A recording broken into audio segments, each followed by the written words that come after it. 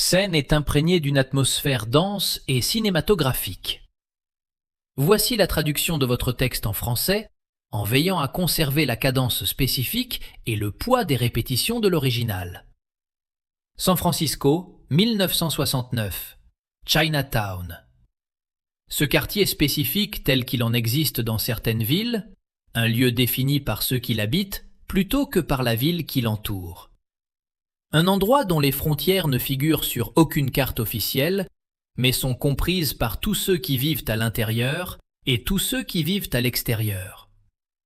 Un lieu qui possède sa propre grammaire, sa propre hiérarchie et sa propre qualité de matinée, laquelle, en ce mardi d'automne 1969, est celle d'un quartier qui s'éveille lentement et avec précaution. Les vendeurs de primeurs disposant leurs étals sur le trottoir avec l'efficacité paisible de ceux qui font cela chaque matin depuis des décennies. Les restaurateurs ouvrant leurs portes et libérant l'odeur caractéristique d'une cuisine qui s'active depuis 4 heures du matin. Les hommes âgés trouvant leur coin de rue et leur banc avec la délicatesse délibérée de ceux pour qui le coin et le banc ne sont pas seulement un endroit où s'asseoir, mais une confirmation quotidienne que le quartier est toujours ce qu'il a toujours été, le leur. Toujours ce lieu spécifique que leurs parents et grands-parents ont façonné à partir de rien à l'autre bout du monde, qu'ils ont transporté à travers un océan et reconstruit dans ces rues spécifiques de cette ville spécifique. Une ville qui n'a jamais tout à fait décidé si elle les voulait ici ou non, mais qui a constaté qu'ils y sont malgré tout, et depuis assez longtemps pour que la question de savoir si la ville les voulait ne soit bégatinante. La question pertinente étant simplement ce que le matin exige. Et le matin exige ce qu'il a toujours exigé. Le travail, la vigilance, et cette qualité d'attention particulière qui vient du fait de vivre dans un lieu où l'on a toujours dû justifier son droit d'être là, auprès de gens qui se sont autoproclamés arbitres de ce droit. Et ce matin, les rues portent cette qualité spécifique d'un quartier qui fait cela depuis très longtemps, et qui a l'intention de continuer à le faire, peu importe ce que ce mardi apporte. La qualité spécifique d'une chose qui a été testée maintes fois, qui n'a pas rompu, et qui ne s'attend pas à rompre aujourd'hui, mais qui maintient sa vigilance parce que l'épreuve n'est jamais finie. Parce que l'épreuve est simplement la condition même d'être ce que l'on est dans la ville qui vous entoure. Et le quartier porte cette condition comme il porte tout le reste, sans plainte et sans l'espoir que ce fardeau soit un jour déposé. Car ce portage n'est pas en état temporaire, mais simplement l'état, la condition permanente et continue d'être Chinatown à San Francisco, en 1969, par un mardi matin d'automne. Bruce Lee est dans ces rues ce mardi matin parce qu'il est toujours en mouvement, parce que l'immobilité n'est pas une condition qu'il habite longtemps, parce que la qualité spécifique de Chinatown au petit matin est une qualité qu'il juge digne d'être vécue, digne d'être traversée avec l'attention totale qu'il porte à tout ce qui mérite qu'on y prête attention. Il porte un pantalon sombre et une veste sombre, se déplaçant avec l'économie et la détermination qui caractérisent tout ce qu'il fait. Sans se presser, sans traîner, simplement présent de la manière dont il est toujours présent. Déchiffrant la rue comme il déchiffre tout le reste. Trouvant chez les vendeurs de primeurs, dans les odeurs de restaurants et chez les vieillards sur leurs bancs, l'information spécifique d'un quartier vivant, fonctionnel, qui s'élance vers une nouvelle journée avec la dignité spécifique de ce qui a survécu à tout ce que la ville lui a jeté au visage, et qui a l'intention de continuer à survivre. Il marche depuis 40 minutes, parcourant les rues sans destination particulière, bougeant simplement parce que le mouvement est sa nature. Et Chinatown au petit matin est l'endroit où le mouvement l'a mené. Il n'a encore rien vu qui exige de lui qu'il soit autre chose qu'un homme marchant dans un quartier un mardi matin d'automne. Et le matin est encore beau, de cette beauté spécifique des matins d'automne à San Francisco. Frais, limpide, portant cette qualité de lumière qui rend chaque chose un peu plus réelle qu'à l'accoutumée. Le genre de lumière qui révèle les objets plutôt que de les obscurcir, qui montre les produits sur les étals de trottoir dans leur couleur réelle et les visages des gens qui passent avec leurs expressions véritables. Et Bruce Lee se déplace dans cette lumière comme il se déplace en toute chose, totalement, avec une attention pleine, absorbant ce que le matin a à offrir et le trouvant suffisant. Trouvant en lui cette valeur spécifique qu'il trouve dans tous les matins abordés avec la juste qualité d'attention. Une attention complète, la seule qu'il sache offrir. Il tourne à l'angle de Grant Avenue et aperçoit l'officier Davis pour la première fois. C'est-à-dire qu'il voit ce que l'officier Davis est en train de faire. Se tenir devant un vieil homme chinois à l'extérieur d'un magasin de marchandises diverses et faire ce que l'officier Davis fait à Chinatown chaque matin. Imposer sa présence de cette façon spécifique qu'ont les gens d'imposer leur présence lorsqu'ils ont décidé que celle-ci leur donnait un droit sur autrui. Lorsque l'insigne, l'uniforme et l'autorité institutionnelle spécifique qu'ils représentent ont été convertis dans leur esprit d'une responsabilité en une permission, la permission de traiter les gens en face d'eux selon l'humeur du matin, le vieil homme est Monsieur Chen, 73 ans, qui tient ce magasin depuis 31 ans et qui connaît l'officier Davis comme tout le monde à Chinatown connaît l'officier Davis, par ce mélange spécifique de résignation et de fureur contenue que sa présence produit. La certitude qu'il n'y a rien à faire contre lui, que la plainte a été déposée puis ignorée, que le système censé s'occuper des gens comme l'officier Davis est le système même qui a produit l'officier Davis, et que la meilleure stratégie matinale consiste à absorber ce qu'il fait, attendre qu'il passe son chemin, puis reprendre le travail entamé avant son arrivée. Davis repousse du pied une caisse de marchandises de l'étal, pas assez fort pour abîmer quoi que ce soit, mais assez fort pour signifier qu'il le peut. Et il dit quelque chose à Monsieur Chen sur le ton qu'il réserve à Chinatown. Ce ton condescendant spécifique de quelqu'un qui a décidé que les personnes à qui il s'adresse ne méritent pas la courtoisie d'un registre de conversation normale. Et Monsieur Chen se tient là, les mains le long du corps, les yeux fixés sur le trottoir, encaissant, attendant que cela se termine. Et Bruce Lee observe la scène depuis le coin de la rue, un instant, avec cette expression plate et attentive qu'il arbore lorsqu'il analyse une situation avant de décider ce qu'elle exige de lui. Ce qu'il lit dans la posture de Monsieur Chen, ce sont 31 ans de ce matin précis. 31 ans de la même absorption et de la même attente. Et cela pèse en lui comme un poids.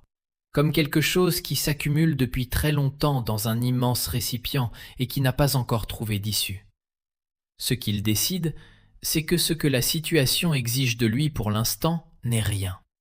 Une décision inconfortable, mais correcte, car le matin n'a encore rien produit que son intervention puisse améliorer. Et une intervention sans amélioration n'est pas une chose qu'il ajoute aux situations. Monsieur Chen gère ce qu'il a à gérer avec la dignité silencieuse de celui qui pratique cet exercice depuis des années et sait comment s'y prendre. Bruce Lee continue donc sa route sur Grant Avenue avec la qualité spécifique de quelqu'un qui a enregistré une information, l'a classée et l'emporte avec lui. C'est le cheminement précis de celui qui a ajouté un fait à la collection de faits qu'il assemble en ce matin. Et le fait qu'il a ajouté, c'est l'officier Davis. Le fait brut de ce qu'est l'officier Davis, de ce qu'il fait dans ces rues et de ce que cela signifie pour les gens qui doivent les partager avec lui. Ce fait l'habite aux côtés des autres faits de la matinée, et il ne s'en va pas, ne diminue pas avec la distance qui l'éloigne de la boutique de tissus, mais conserve le même poids, la même température, la présence spécifique de ce qui a été noté et ne peut plus être ignoré. Davis aperçoit Bruce Lee 4 minutes plus tard à l'intersection de Grant et California, là où la marche de ce mardi matin l'a mené. Il se tient au coin de la rue, observant la chaussée avec l'attention totale et sereine de celui qui est simplement présent dans un lieu et qui trouve que ce lieu mérite cette présence. Davis voit la veste sombre, le visage chinois, et cette aisance particulière avec laquelle Bruce Lee évolue dans le monde. L'aisance de quelqu'un qui n'a jamais intériorisé le message selon lequel certains espaces ne lui sont pas destinés. Et cette aisance est perçue par Davis comme quelque chose nécessitant une correction. Car Davis s'est autoproclamé correcteur de l'aisance à Chinatown. Il a décidé que le confort et la confiance spécifiques avec lesquels les habitants de Chinatown se déplacent dans leur propre quartier sont des éléments qui doivent être bridés. Il traverse la rue vers Bruce Lee avec la foulée caractéristique de celui qui a fait cela maintes fois et qui y trouve l'une des parties les plus satisfaisantes de sa matinée. La foulée de celui qui n'a jamais pris le temps d'analyser ses actes pour y trouver une raison d'arrêter. Quelqu'un qui n'a reçu que des confirmations du bien fondé de ses actions, et qui continuera d'en recevoir, car ces confirmations émanent d'un système conçu pour les fournir. Il s'arrête devant Bruce Lee et le dévisage avec l'expression qu'il réserve à ce genre d'interpellation. L'expression de celui qui a déjà tiré ses conclusions avant même d'examiner les preuves. Et il dit, sur le ton qu'il utilise pour Chinatown, « Vos papiers !» Et Bruce Lee le regarde avec cette expression plate et attentive qu'il porte depuis qu'il a tourné l'angle de Grant Avenue et vu ce que Davis a fait à Monsieur Chen. L'expression de quelqu'un qui lit ce qui est devant lui et y trouve exactement ce qu'il s'attendait à trouver. Il produit ses pièces d'identité avec l'économie de geste de celui qui se plie à une exigence qu'il juge illégitime, mais qu'il a décidé d'accepter, car l'obéissance est la réponse correcte à cette situation précise. Davis prend les papiers et les examine avec l'expression de celui qui cherche un problème et qui est déterminé à en trouver un. Puis, il prononce les mots, ces mots spécifiques qui ont été dits dans ces rues, aux gens de ces rues, aussi longtemps qu'il y a eu des gens ici. Il les prononce avec l'aisance méprisante et monocorde de celui pour qui ces mots font simplement partie du vocabulaire de sa matinée, aussi routinier que le café, la voiture de patrouille et l'autorité spécifique conférée par l'insigne et l'uniforme. Et les mots s'écrasent sur le trottoir de Grant Avenue avec le poids spécifique de paroles qui tombent sur ces rues depuis 100 ans, portant en elles toute l'histoire accumulée de ce que ces mots ont signifié pour tous ceux à qui ils ont été adressés.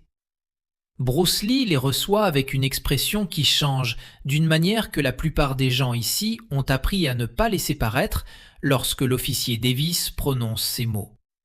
Car changer d'expression a un coût et la plupart ne peuvent pas se permettre de payer le prix.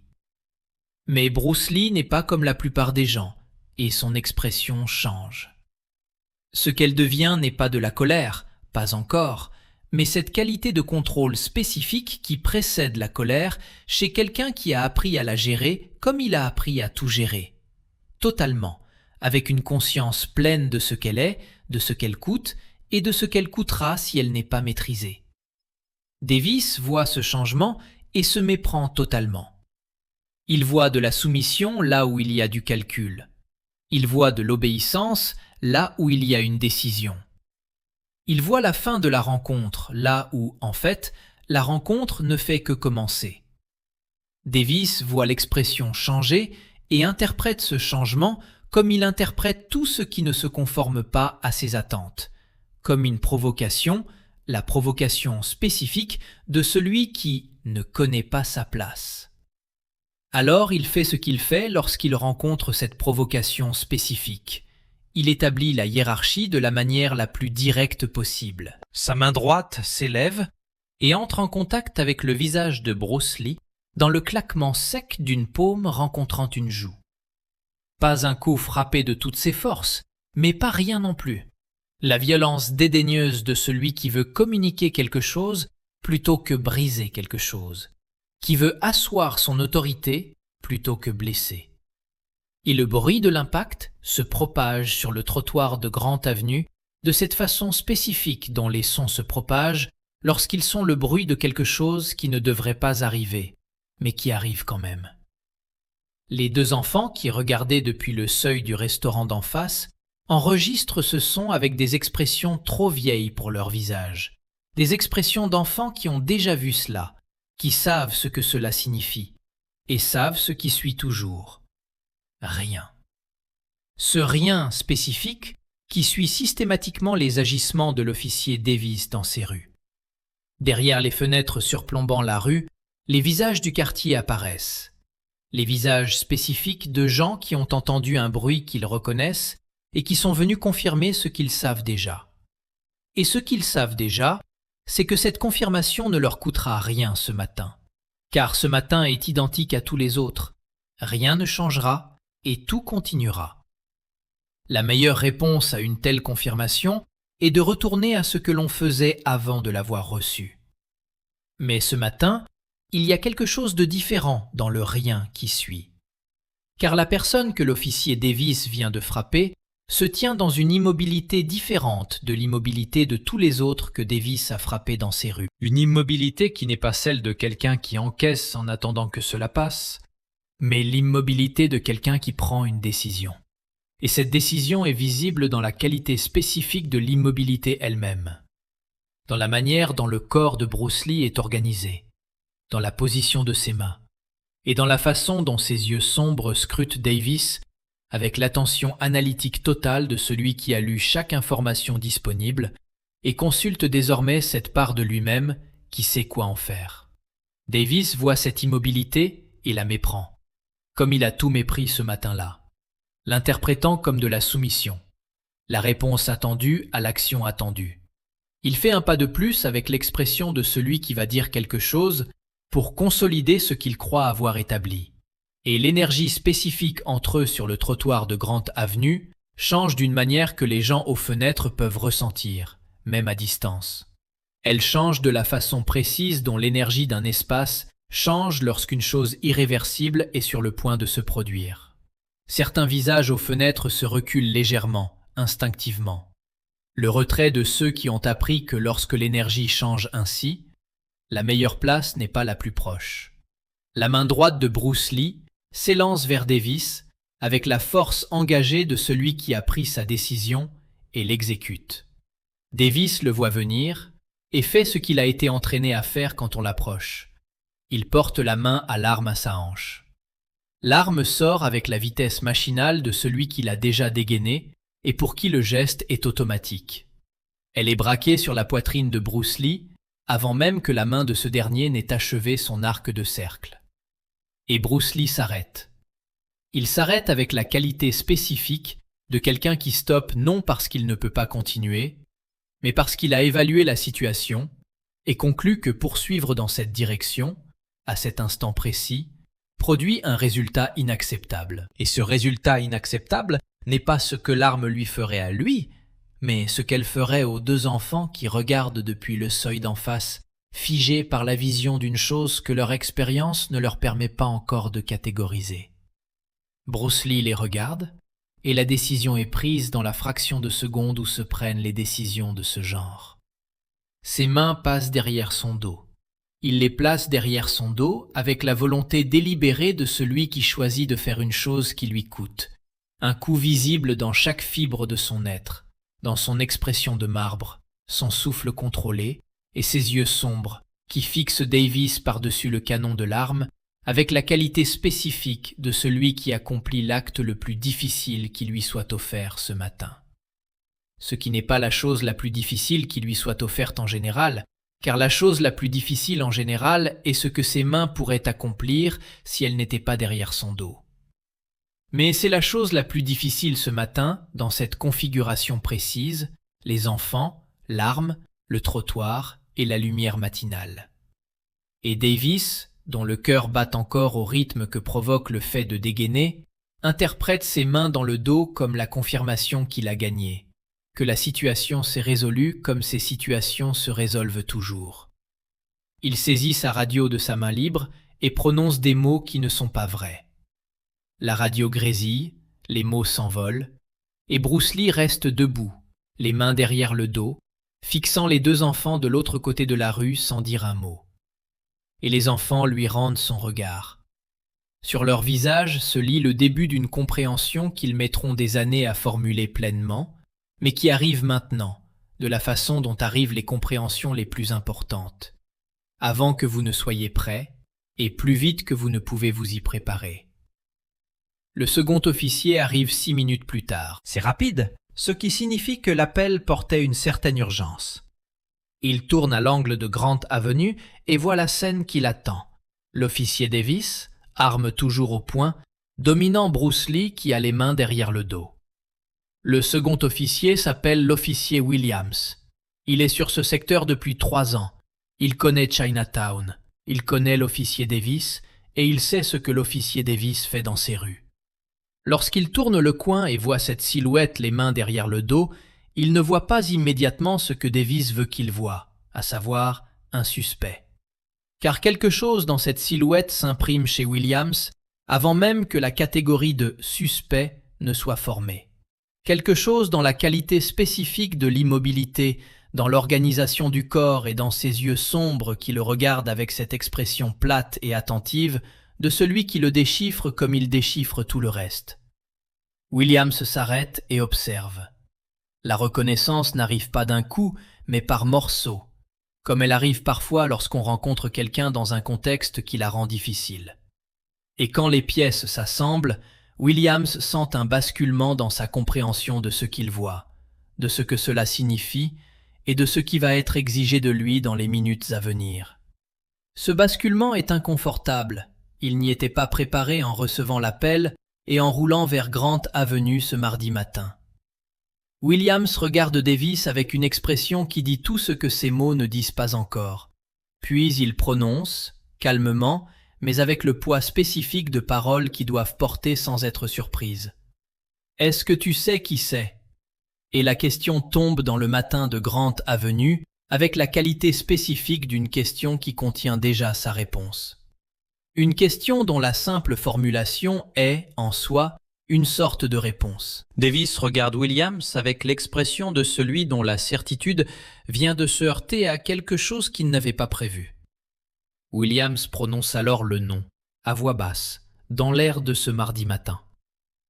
Et le nom fait ce que les noms de ce genre font lorsqu'ils sont prononcés dans des situations de ce genre. Il réorganise tout autour de lui. Il change la compréhension disponible de ce qui s'est passé, de ce qui se passe et de ce qui va se passer ensuite. Le visage de Davis passe par une succession d'expressions qui commence par l'incrédulité, traverse le calcul et aboutit à l'expression spécifique de celui qui réalise pleinement ce qu'il vient de faire. Et ce qu'il a fait est une chose qui ne s'effacera pas, une chose qui possède la qualité spécifique de ce qui ne s'en va jamais.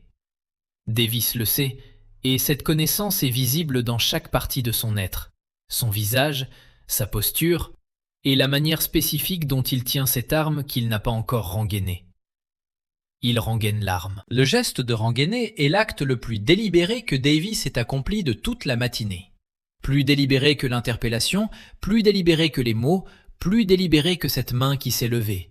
Car rengainer exige de lui l'exécution d'un geste de routine, alors qu'il se tient là, dans la pleine conscience de ce qu'il a fait. Et les gestes de routine accomplis dans de telles conditions portent le poids spécifique du savoir dans lequel ils s'inscrivent. Davis rengaine son arme, reste debout sur le trottoir de Grant Avenue, regarde Bruce Lee et prononce quelques mots, des mots insuffisants qui ne pourront jamais l'être, mais qui sont tout ce qui est disponible à cet instant précis sur ce trottoir précis. Bruce Lee les reçoit avec l'expression de quelqu'un qui accepte une chose, restant bien en deçà de ce qu'elle tente de réparer, mais qui est réelle. L'expression de celui qui a admis que la matinée ne produira pas ce qu'il faudrait pour traiter réellement ce qui s'est passé ici. Que cette acceptation n'est pas de la résignation, mais simplement la compréhension spécifique de celui qui a appris à distinguer ce qu'un instant peut produire du poids accumulé de tout ce qui pèse derrière cet instant. Ce ne sont pas les mêmes choses, et elles ne le seront pas aujourd'hui. Davis reste là, habité par ce savoir, et constate que ce savoir ne s'allège pas avec le temps. Bruce Lee décroise les mains de son dos et se détourne. En pivotant, il saisit dans sa vision périphérique le visage du vieil homme sur le banc au coin de la rue, qui est assis là depuis bien avant l'arrivée de Davis, bien avant celle de Williams, et bien avant le bruit d'une paume rencontrant une joue. Il est assis là, avec la patience spécifique du témoin, de celui qui regarde les choses se produire dans cette rue depuis si longtemps que l'observation est devenue son activité première, la pratique centrale d'une vie organisée autour de l'idée que regarder est déjà une action en soi.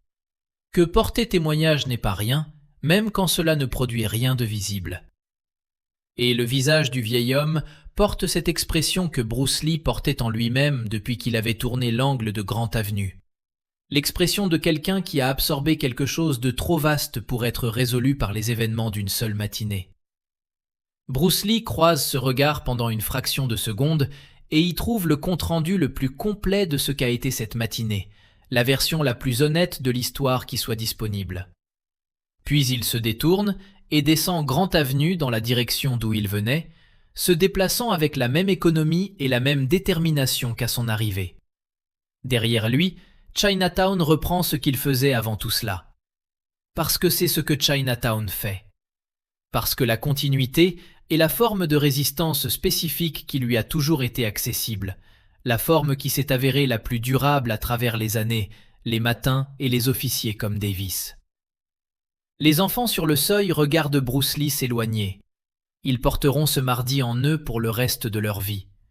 Le vieil homme sur le banc le regarde partir et ne dit rien, car le matin a déjà dit tout ce qu'il y avait à dire. Et ce qui a été dit n'est pas résolu, et ne sera pas résolu par la marche. Mais marcher est ce qui est possible. Et Bruce Lee marche. La lumière d'automne de San Francisco tombe sur les rues de Chinatown de la même manière qu'elle tombe sur n'importe quelle autre rue de la ville, sans préférence et sans jugement. Comme la lumière tombe toujours, comme elle tombera toujours, portant ce mardi vers la suite, indifférente et continue. Comme tous les matins le sont, comme celui-ci l'est, bien après que le trottoir de Grant Avenue a oublié ce qu'il a porté ce matin, et que le quartier en a transporté le souvenir de la seule manière dont les quartiers transportent les choses.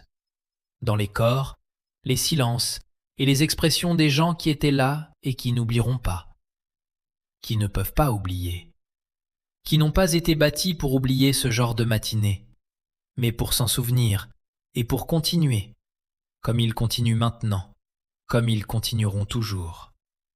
Comme Chinatown continue, comme la lumière d'automne continue, éclairant tout de manière égale sans rien illuminer spécifiquement, laissant le travail du sens entièrement à ceux qui se tiennent en son sein. C'est là que le travail du sens a toujours été et qu'il demeurera, dans les gens, dans le fait de rester debout, dans la poursuite du mouvement vers le lendemain et le jour d'après, portant ce que ce matin leur a donné comme ils portent tout le reste, totalement, et sans s'attendre à ce que ce portage ne prenne jamais fin. Car ce portage n'est pas un fardeau, mais une pratique, non pas un poids, mais une forme de présence.